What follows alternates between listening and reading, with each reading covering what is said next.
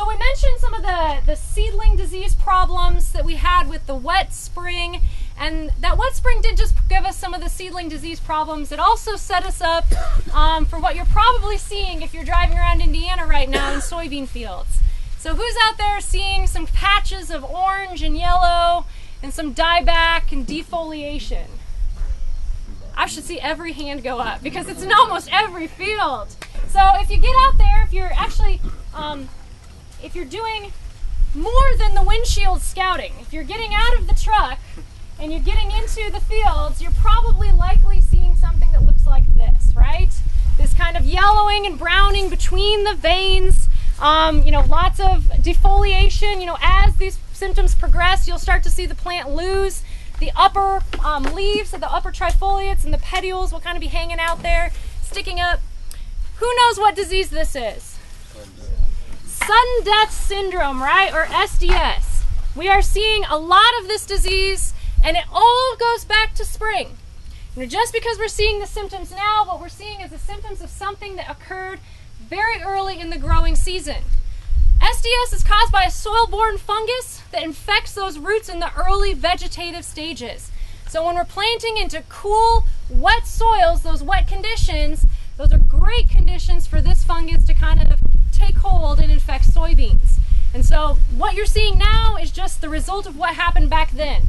Nothing we can do about it now, but you do want to make sure you know what disease you have, because there are other diseases that are going to cause this type of symptom if you're just windshield scouting.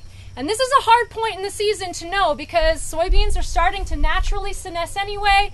You're going to get those pockets of yellow. You're going to see some top dieback. So what you want to do is go out to those patches, and if you're seeing this type of symptom, go down and split that lower stem open. And you're looking down in that lower stem, if you're seeing kind of that grayish, brownish discoloration in the lower stem right there, but the pith remains white or clear, that's going to be an indication that you have SDS. So this is what you kind of want to look for. You want to look for that grayish discoloration down there in that lower part of the stem. And the pith or the center part right here remains nice and white or clear. So we're looking for that grayish discoloration. That's going to be your indicator that you have SDS.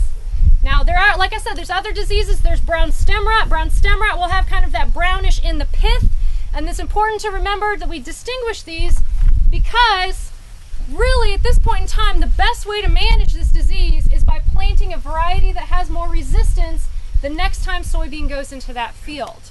And you got to know what you have first before you can actually select that variety. So know what fields have the disease, sit down with your seed dealer, select a variety that has greater resistance the next time it goes into soybeans. Now there is something on the horizon. If we talked about the seed treatments, right now none of the seed treatments that you can put on soybeans have efficacy at controlling the fungus that causes SDS.